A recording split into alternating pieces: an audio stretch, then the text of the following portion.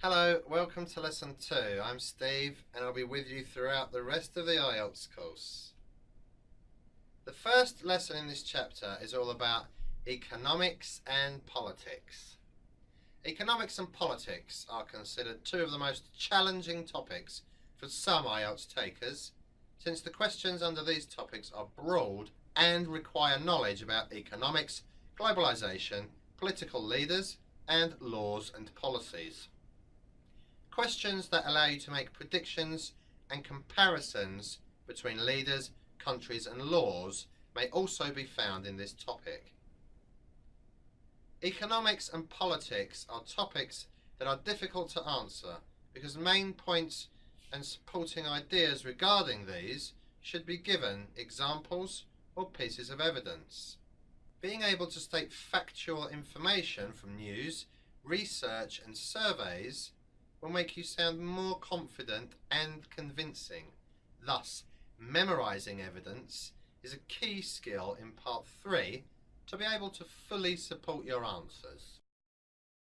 Evidence refers to data or facts that support your ideas during the speaking test. Memorising evidence will be helpful, especially when you're asked to mention some facts. However, only memorise useful details, such as the variables in the data.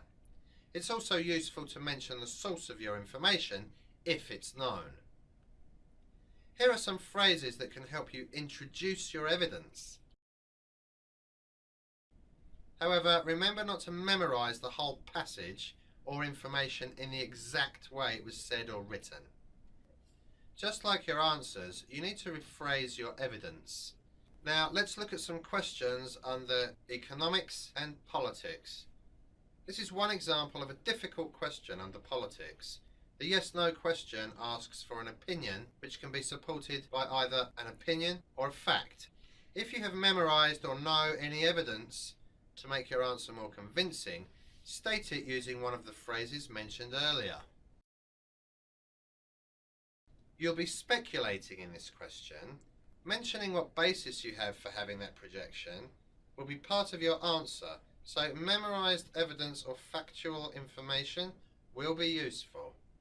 Observe how evidence was stated as an example in the sample answer. In this sample answer, an opinion is stated at the beginning and is supported with memorised information from local news. Notice how the memorised information added conviction in the answer. Memorising evidence can really be helpful in some questions in Part 3, especially questions about current events. This technique allows you to feel confident since you're knowledgeable of what you're talking about. Economics and politics are difficult topics to some examinees, so being updated and memorising evidence will help you make your answer more detailed. It's the end of the lesson. We're almost done with step 3, so don't forget to review your notes. I'll see you next time.